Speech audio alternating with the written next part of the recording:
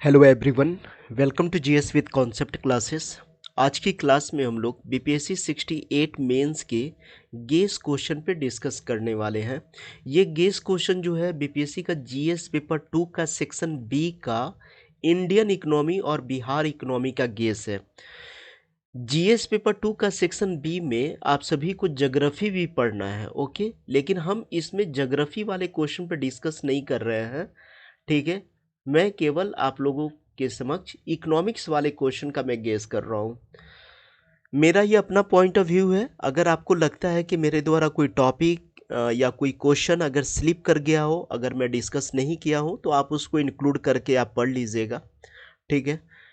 First जो question आप लोग को कंप्लीट करना चाहिए वो ये है कि भारतीय अर्थव्यवस्था की वर्तमान स्थिति क्या है और इसके समक्ष जो है कौन कौन सी चुनौतियां हैं।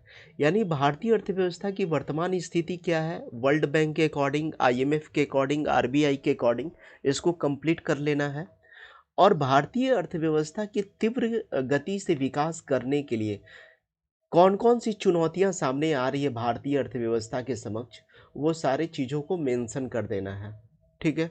जैसे यहाँ पे गरीबी है, बेरोजगारी है, भूखमरी है, यहाँ का जो एजुकेशन सिस्टम है वो भी जो है स्टार्टअप बेस जो है, यहाँ के एजुकेशन सिस्टम नहीं है जो हमारी इकोनॉमी के विकास में अपना योगदान नहीं कर रही है। तो हमारे यहाँ का एजुकेशन सिस्टम भी अर्थव्यवस्था के विकास में बहुत हद तक मददगार नहीं है, क्योंकि हमारे यहाँ वोकेशनल कोर्स की, व्यावसायिक शिक्षा की काफ़ी कमी है। तो इस तरीके से आप इसको तैयार कर लीजिएगा, ये लॉन्ग क्वेश्चन पूछा जा सकता है। सेकंड जो क्वेश्चन है, विदेश व्यापार नीति 2023, इस पर मैं वीडियो भी अपलोड किया हूँ, उसको आप लोग देख लीजिएगा, बहुत इंपॉर्टेंट है। नेक्स्ट है, रुपए का अंतर्राष्ट्रीयकरण किया जा रहा है। रुपए का अंतर्राष्ट्रीयकरण करने से उसका अर्थव्यवस्था पे क्या इफेक्ट पड़ेगा, ठीक है। तो इस पॉइंट को कर लेना है। ये तीनों जो क्वेश्चन है लॉन्ग क्वेश्चन पूछे जाएंगे, ये भी लॉन्ग के पर्पज से है, ये भी लॉन्ग और ये भी लॉन्ग। भारतीय रुपए का अवमूल्यन से क्या समझते हैं, इसका भारतीय अर्थव्यवस्था पे क्या प्रभाव पड़ेगा, इसको भी लॉन्ग पॉइंट ऑफ व्यू से कंप्लीट कर लेना है। उसके पश्चात जो है हम लोग देखेंगे, निजीकरण को देख लेंगे। सरकार निजीकरण पे ध्यान दे रही है, मोदी सरकार। तो निजीकरण के क्या क्या बेनिफिट हैं, प्राइवेटाइजेशन के, इसके क्या क्या लाभ हैं, इस पॉइंट को आप लोग लॉन्ग पर्पज से तैयार करना है। पीपीपी मॉडल तैयार करना है। पीपीपी मॉडल का मतलब हो गया पब्लिक प्राइवेट पार्टनरशिप।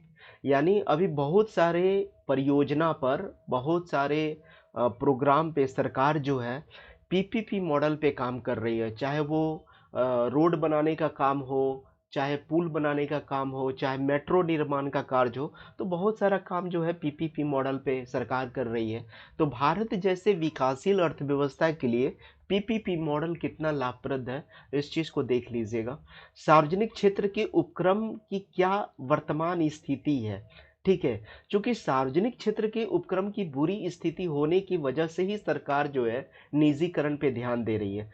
तो ये क्वेश्चन निजीकरण, पीपीपी मॉडल और सार्वजनिक क्षेत्र के उपक्रम से मिला जुला करके किसी न किसी एंगल से क्वेश्चन जरूर पूछ लिया जाएगा, डेफिनेटली है। उसके बाद अभी हाल फिलहाल सेल कंपनियां जो है चर्चा में बनी है। सेल कंपनियां क्या होती है इसको देख लीजिएगा। एनपीए से क्या समझते हैं आप? एनपीए का मतलब होता है नॉन परफॉर्मिंग एसेट्स। जैसे कि कोई बैंक से लोन लेता है और कोई कंपनी बैंक से लोन लेने के बाद उसको तय सीमा में उसको रिफंड नहीं कर पाती है, लौटा नहीं पाती है, ठीक है। तो वो बैंक के लिए एनपीए हो जाता है, ठीक है। तो इस पर शॉर्ट क्वेश्चन पूछा जा सकता है, ये दोनों टॉपिक पर, इसको शॉर्ट क्वेश्चन के पॉइंट ऑफ व्यू से कंप्लीट कर लेना है। उसके बाद गीग अर्थव्यवस्था को भी शॉर्ट पर्पस से तैयार करना है। गीग अर्थव्यवस्था क्या है? टिप्पणी लीग है, ठीक है। उसके बाद समावेशी विकास को करना है। इंक्लूसिव ग्रोथ क्या है? इंक्लूसिव ग्रोथ के लिए सरकार जो है किन किन बातों पर ध्यान दे रही है, और समावेशी विकास करने के समक्ष कौन कौन सी चैलेंजिंग आ रही है, चुनौतियां आ रही है, ये काफ़ी ज़्यादा इम्पॉर्टेंट है, ठीक है। माइक्रो फाइनेंस कर लेना है। और एमएसएमई करना है। एमएसएमई काफ़ी ज़्यादा इम्पॉर्टेंट हमेशा रहता है और इस बार भी इम्पॉर्टेंट है, क्योंकि ऐसा सर्वे बताता है कि भारत जैसे विकासशील देश को तीव्र गति से विकास करने के लिए एमएसएमई सेक्टर का मजबूत होना काफ़ी ज़्यादा ज़रूरी है। इस पर रघुराम राजन का भी स्टेटमेंट आया था कि हमें अगर देश का विकास करना है तीव्र गति से और समावेशी विकास करना है, तो एमएसएमई सेक्टर यानी माइक्रो स्मॉल मीडियम इंटरप्राइजेस को मजबूत करना होगा। नेक्स्ट है अर्थव्यवस्था के डिजिटलीकरण पर ध्यान से क्या समझते हैं। इसको जो है इसको भी लॉन्ग पर्पस से तैयार करना है। जैसे सरकार जो है बहुत सारी डिजिटलाइजेशन के लिए कदम उठाई है। सबसे पहले क्या हुआ, सरकार जो है डिजिटलाइजेशन मतलब पैसा ट्रांसफ़र करने पर बहुत सारा उस पर कैशबैक मिलने लगा। हम अपने घर बैठे जो है ऑनलाइन पेमेंट करने लगे, अपना अकाउंट बैंकों में भी नहीं जाना पड़ रहा है, घर बैठे हमारे पास जो है बैंकों से अकाउंट खुल जा रहा है। तो सरकार जो है डिजिटलीकरण करने के लिए कौन कौन सा स्टेप उठा रही है और इसके समक्ष क्या चुनौतियां हैं। जैसे कि अभी देखिएगा साइबर क्राइम भी बढ़ रहा है, लोगों के अकाउंट से पैसा ऑनलाइन गायब हो जाता है। तो उसके लिए क्या क्या जो है सरकार स्टेप उठा रही है, यही तो डिजिटलीकरण के समक्ष चुनौतियां भी है ना। ठीक है, नेक्स्ट है ऊर्जा संकट को कर लेना है। ग्रीन ऊर्जा, हरित ऊर्जा, सौर ऊर्जा, इस पे शॉर्ट टिप्पणी पूछा जा सकता है। जैविक खेती को करना है। भारत में बेरोजगारी और गरीबी की स्थिति, इसको जो है इंडिया और बिहार दोनों पर्पज से कर लेना है। इसमें थोड़ा सा तैयार करना है कि बिहार में बेरोजगारी की स्थिति क्या है और गरीबी की स्थिति क्या है। ठीक है, उसके पश्चात जो है फूड प्रोसेसिंग को देख लेना है। ठीक है, फूड प्रोसेसिंग का मतलब क्या है, फूड प्रोसेसिंग शॉर्ट में ही पूछा जाएगा। ठीक है, तो इसको तैयार कर लेना है। इसको जो है लॉन्ग पर्पज से तैयार कीजिएगा। भारत में बेरोजगारी और गरीबी की स्थिति, बिहार में उद्योग, लॉन्ग पर्पज से तैयार कर लीजिएगा। ये शॉर्ट भी पूछा जा सकता है। ठीक है, जनसांख्यिकीय लाभांश, भारत और बिहार दोनों पर्पज से पूछना है, कर लेना। जनसांख्यिकीय लाभांश का मतलब क्या हो गया, डेमोग्राफिक डिविडेंड का मतलब है कि हमारे देश के और बिहार के ज़्यादातर यूथों की जो आबादी है, हमारे यहाँ काफ़ी ज़्यादा यूथ पॉपुलेशन है, तो उस यूथ पॉपुलेशन का हमको यूज करना है।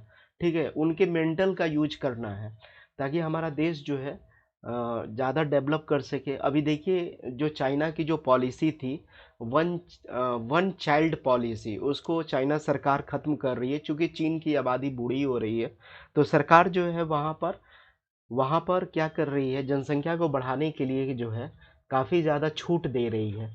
तो वहाँ से कंपेयर करके क्वेश्चन पूछा जा सकता है कि भारत में जनसंख्या की क्या स्थिति है, चाइना से तुलना करना है। तो इस तरीके से क्वेश्चन बनाया जा सकता है।